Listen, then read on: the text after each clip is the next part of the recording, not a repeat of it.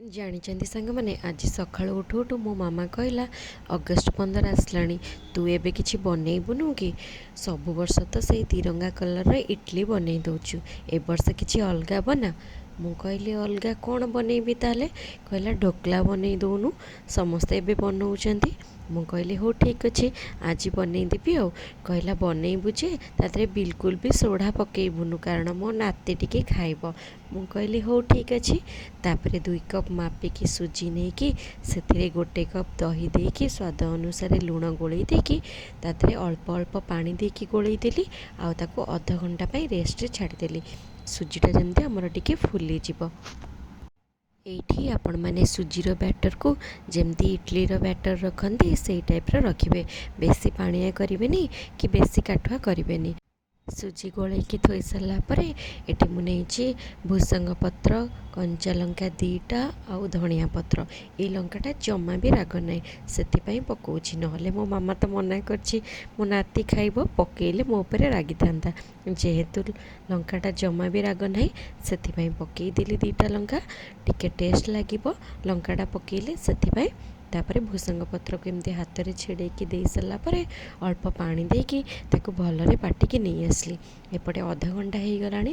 ଅଧଘଣ୍ଟା ପରେ ମୁଁ ଯେଉଁ ବ୍ୟାଟରଟା ବନେଇକି ରଖିଥିଲି ସେଥିରେ 1 ପ୍ୟାକେଟ୍ ଇନୋକୁ ପକାଇକି ଆଉ ଥରେ ଗୋଳେଇ ଦେଲି। ଗୋଳେଇ ସାରିଲା ପରେ ଏଠି 3ଟା ଗିନା ନେଇଗଲି, ଆଉ ଯେଉଁ ବ୍ୟାଟର ବନେଇଥିଲି ତାକୁ ସବୁ ସମାନ ପରିମାଣରେ 3ଟା ଗିନାରେ ଭାଗ କରିନେଲି। ଭାଗ କରିସାରିଲା ପରେ ମୁଁ ଯେଉଁ ବାଟିକି ରଖିଛି ଗ୍ରୀନ୍ କଲର୍ ବା ସବୁଜ କଲର୍ ସେଇଟାକୁ ଦେଇଦେଉଛି। ସବୁଜ କଲର୍ ଆମର କ'ଣ ପ୍ରତୀକ କହିଲେ ସାଙ୍ଗମାନେ? ସବୁଜ କଲର୍ଟା ହେଉଛି ଆମର ସମୃଦ୍ଧି, ସମ ଆଉ ବିଶ୍ୱାସର ପ୍ରତୀକ।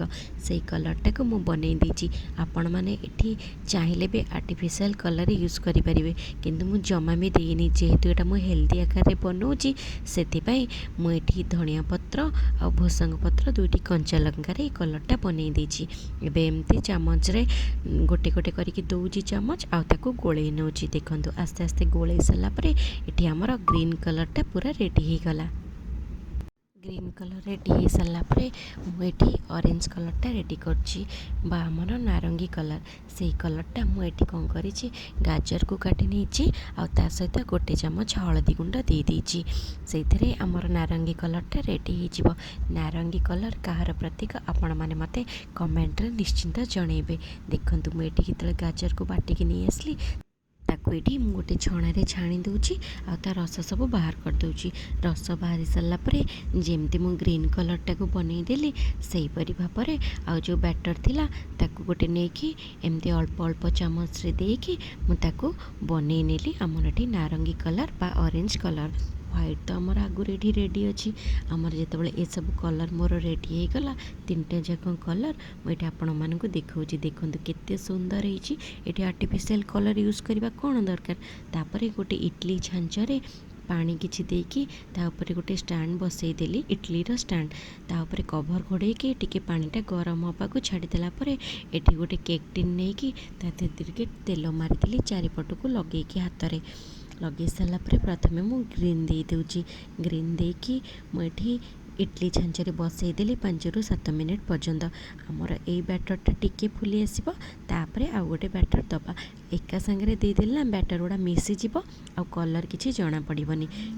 ଇଟଲି ଛାଞ୍ଚର କଭର୍ କାଢ଼ି ସାରିଲା ପରେ ମୁଁ ଏଠି ବ୍ୟାଟରକୁ ବସେଇ ଦେଇକି ଗ୍ୟାସ୍ର ଫ୍ଲେମ୍କୁ ପୁରା ହାଇ ରଖିକି କଭର୍ ଘୋଡ଼େଇଲି 5 ମିନିଟ୍ ପାଇଁ। 5 ମିନିଟ୍ ପରେ ଏଠି ଦେଖନ୍ତୁ ବ୍ୟାଟର ଆମର ଉପରକୁ ଫୁଲି ଆସିଲାଣି। ମୁଁ ଏବେ ଗୋଟେ ଷ୍ଟିକ୍ରେ ତାକୁ ଚେକ୍ କରିଦେଉଛି, ବ୍ୟାଟର ଆମର ହେଇଗଲାଣି। ଏବେ ମୁଁ ଏଥିରେ ହ୍ୱାଇଟ୍ କଲର୍ ବା ଆମର ଧଳା କଲର୍ଟା ଦେଉଛି, ଯେଉଁ କଲର୍ କି ଆମର ପବିତ୍ରତା, ସତ୍ୟ, ଶାନ୍ତିର ପ୍ରତୀକ। ତାକୁ ଦେଇସାରିଲା ପରେ ଆଉ 5 ମିନିଟ୍ ପର୍ଯ୍ୟନ୍ତ ସେମିତି ମୁଁ ଆଉ ଥରେ ଘୋଡ଼େଇ ନେଉଛି। ଏଇ ବ୍ୟାଟରଟା ଆଉ ଟିକେ ଫୁଲିବ ନା, ସେଥିପାଇଁ।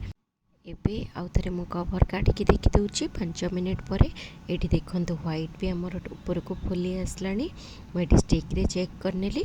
ଆଉ ଏବେ ନାରଙ୍ଗୀ କଲର୍ ବା ଅରେଞ୍ଜ କଲର୍କୁ ଦେଇକି ଆଉ 5 ମିନିଟ୍ ପର୍ଯ୍ୟନ୍ତ ଗ୍ୟାସ୍ର ଫ୍ଲେମ୍କୁ ପୁରା ହାଇ ରଖିକି ତାକୁ ବସେଇ ଦେବା।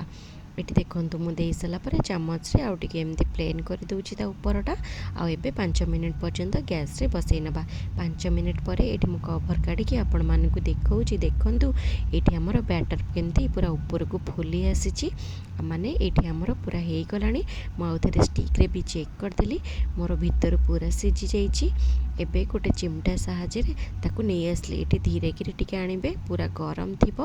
ଏଠି ଦେଖନ୍ତୁ ଆଣି ସାରିଲା ପରେ ତାକୁ 2ରୁ 3 ମିନିଟ୍ ପର୍ଯ୍ୟନ୍ତ ଟିକେ ତଳେ ରଖିଦେଲି। ସେ ଟିକେ ହାଲକା ଥଣ୍ଡା ହେଲା ପରେ ଗୋଟେ ଛୁରୀରେ ଚାରିପଟକୁ କାଟି ସାରିଲା ପରେ ତାକୁ ଗୋଟେ ପ୍ଲେଟ୍ ଦେଇକି ନୋଟେଇକି ଏମିତି ଟିକେ ବାଡ଼େଇ ଦେଲା ପରେ ଏଠି ଆମର ବାହାରି ଆସିବ ତିରଙ୍ଗା କଲର୍ର ଢୋକଲା। ଦେଖନ୍ତୁ ତ କେତେ ସୁନ୍ଦର ଦେଖାଯାଉଛି। ଆକୁ ତ ଦେଖିକି ପୁରା ମନ ଖୁସି ହେଇଗଲା। ଖାଇବୁ କ'ଣ? ତାପରେ ଢୋକଲାରେ ଦେବା ପାଇଁ ଛୁଙ୍କଟା ମୁଁ ଏଠି ଅଳ୍ପ କିଛି ତେଲ ଦେଇକି କିଛି ସୋରିଷ ପକାଇଦେଲି ଆଉ ଭୃଷଙ୍ଗ ପତ୍ର କଞ୍ଚା ଲଙ୍କା ଦେଇ ସାରିଲା ପରେ ତା ଦେହରେ ଅଳ୍ପ ପାଣି ଦେଇଦେଲି। ପାଣି ଦେଇକି ଏଠି ଅଳ୍ପ 1 ଚାମଚରୁ ବି କମ୍ ଚିନି ପକାଇକି ତାକୁ ଆଉ ଟିକେ ଫୁଟେଇ ଦେଲି ପାଣିଟାକୁ। ପାଣିଟା ଯେତେବେଳେ ଫୁଟି ଆସିଲା ନା, ସେଥିରେ ଟିକେ ଧଣିଆ ପତ୍ର କାଟିକି ପକାଇଦେଲି। ଧଣିଆ ପତ୍ରଟା ଅପସନାଲ୍ ଅଛି, ଆପଣ ଚାହିଁଲେ ପକାଇବେ, ନହେଲେ କେବଳ ଭୃଷଙ୍ଗ ପତ୍ର ବି ଦେଇପାରିବେ।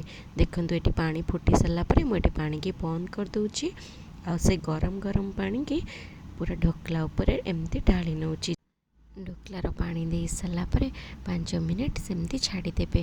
ତାପରେ ମୁଁ ଏଠି ଆପଣମାନଙ୍କୁ କାଟିକି ଦେଖାଉଛି ଢୋକଲା ଆମର କେତେ ପରଫେକ୍ଟ ବନିଛି। ଆପଣମାନେ ଚାହିଁଲେ ଏଥିରେ ସୋଢ଼ା ଯଦି ପକାଇବେ ଟିକେ ଆଉ ଟିକେ ଫୁଲି ଆସିବ। ଯେହେତୁ ମୋ ପୁଅ ଖାଇବ, ସେ ପୁରା ଛୋଟ ପିଲାଟା, ସେ ସୋଢ଼ା ପକାଇଲେ ଖାଇବନି, ସେଥିପାଇଁ ମୁଁ ସୋଢ଼ା ପକାଇନି, ବିନା ସୋଢ଼ାରେ କରିଛି। ଆପଣମାନେ ଦେଖନ୍ତୁ ମୁଁ ଏଠି କାଟିକି ଦେଖାଉଛି ଢୋକଲା ମୋର କେତେ ସୁନ୍ଦର ହେଇଛି। ଆପଣମାନେ ଏଇ ଅଗଷ୍ଟ 15ରେ ଘରେ ନିଶ୍ଚିନ୍ତ ଟ୍ରାଏ କରନ୍ତୁ। ଏହାର ଟେଷ୍ଟ କିପରି ଲାଗୁଛି ମୋତେ କମେଣ୍ଟରେ ଜଣାଇବେ। ଯଦି ମୋ ଭିଡ଼ିଓଟି ପସନ୍ଦ ଆସେ ତେବେ ମୋ ଚ୍ୟାନେଲକୁ ନିଶ୍ଚିନ୍ତ ଲାଇକ୍ କରିବେ, ସେୟାର କରିବେ, ସବସ୍କ୍ରାଇବ୍ କରିବେ। ରହୁଛି, ନମସ୍କାର, ଜୟ ଜଗନ୍ନାଥ।